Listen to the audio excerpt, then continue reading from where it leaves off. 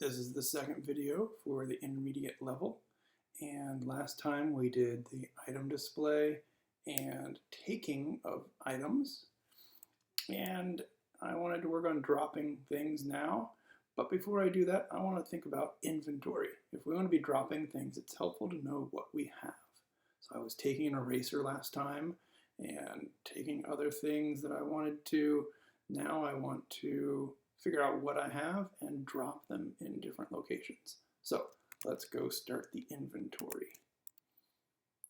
I need to say, hey, I've got a new verb coming in here, else if com.getVerb equals verb.inventory. There it is. So what should I do when I say inventory? I need to go through my inventory and print off everything I have. So first, let's make sure we have stuff.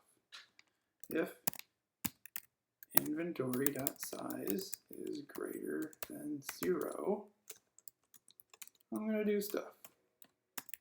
Otherwise, system.out.println, you have no items in your inventory. Okay, so now I know I have stuff. It's a list. I can add stuff to it. So let's go through it with a fancy for loop. For each map from string object, call it item attributes in inventory. Let's say what's there. System.out.println, you have, let's just say what it is, just to make it easy on us. You can add on extra cruft later, but we're going to say item attributes.get the name of the thing you have. Let's just make it simple. Okay, so let's try to rerun this.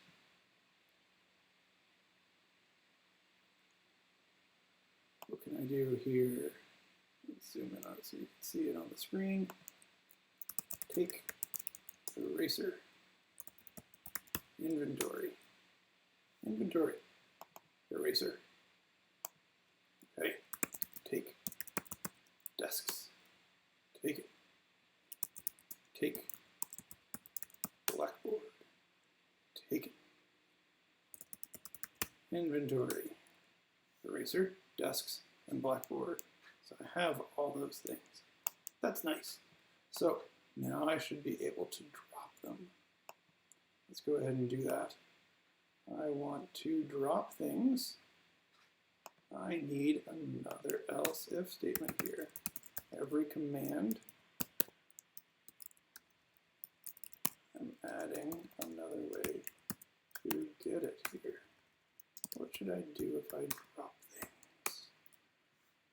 Okay, so when I took things, I found an item I was looking for in the item list of the room. And I removed it from that item list and I added it to my inventory. Okay, now when I'm dropping things, I need to do the reverse.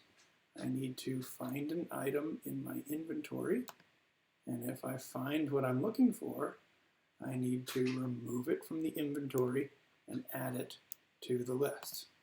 So let's go ahead and do that. Pretty parallel to what I did before.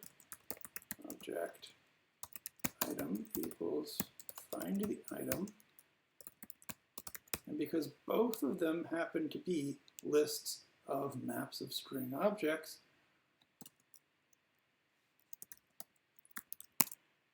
this general function that I wrote to find an item will work. Hooray. So here's my item. I have it. If the item is not null, what can I do with it?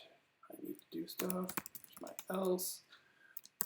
System.out.println. You don't have a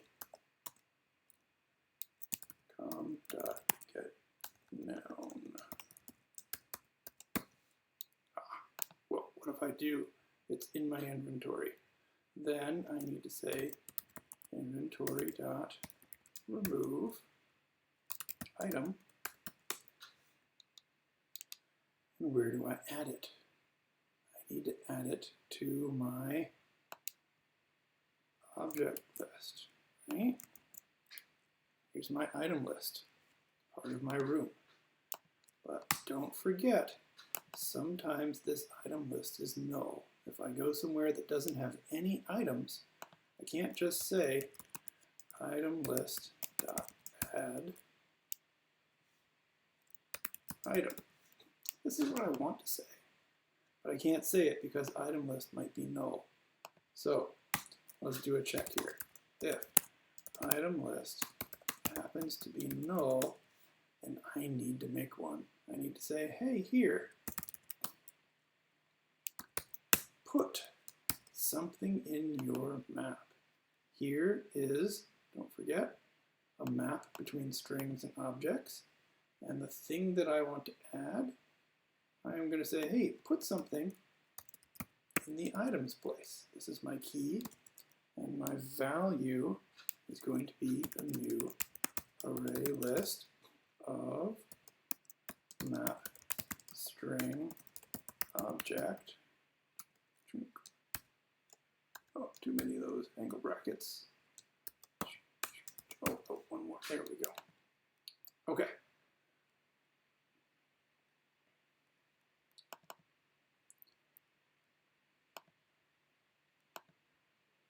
Okay, but I put it in, here we go. Item list equals that, and then I'm going to put in item list. Perfect. That makes the name survive so that I can actually add it on the outside. Perfect. Go look for it. If it's not there, create it. Make a list, drop that into my room, and then I should be able to add that thing. Okay, now let's go test it. Let's see what we broke. It's always fun. Yes, so I broke something. I forgot my semicolon. Was not expected, but happens. There we go. Run. Huh, look at that. I have an eraser. Take the eraser. Inventory. Drop. Eraser. Inventory. I have no items. Great.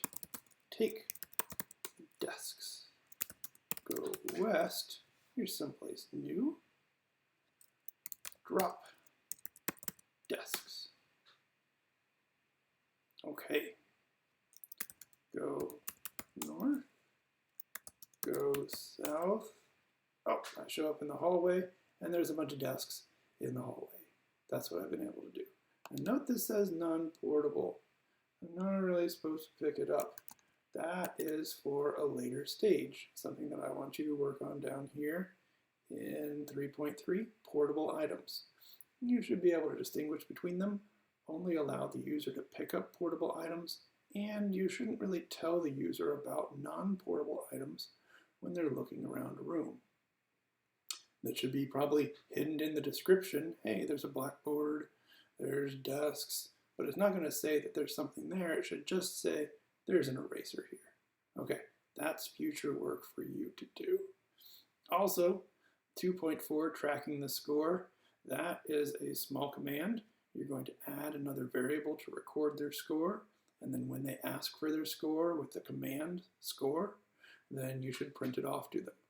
This wraps up what we need for the item display, collecting items, inventory, and I'm going to leave tracking score for you, and hopefully that gives you enough foundation to start working on the next pieces. Can you look at an item? Can you look at a location? Can you look in a direction? There's a difference between a short description and a long description. Add that into the code that you have. Aliases. Note that you can look at the board, or you can look at chalkboard instead of blackboard, and those are going to be different ways to talk to a different item. And then help, down here says all the different commands that we've been able to program, just so somebody can type help and figure out what's going on without having to look through the code. And then 3.6, part of the advanced, is to make your own world. We've been playing on the 3rd floor of MC Reynolds for a while. Think about the YAML description and what it's taken to make locations and items and different pieces like that. You want this to be going along with your own world that you make. So think about how you would describe all the pieces of your own world, talking about their names, IDs, the exits. I recommend strongly that as you do it, and even before you do it, you sketch out a map. Give yourself a spot where you know where things are and what's connected to what. If you have this picture described completely, then go start writing your YAML file, coding it up and figuring out, what did I forget? Oh no, I misspelled items. Oh, but that's rare. Should be going up here, and all these different things going on. So see if you can design a map and then make a YAML file out of it. That should take you through the advanced pieces. And this should hopefully get you going with the lab. So watch these, work on these. I will check in with you on Tuesday in our meeting and see where you are, see what advice I can give you to push you through the advanced level of this lab and make it work. And then an expert level at the end says you've got one thing to do of your own.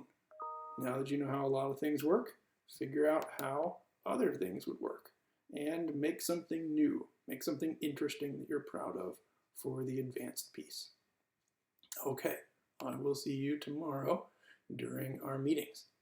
Have a great day.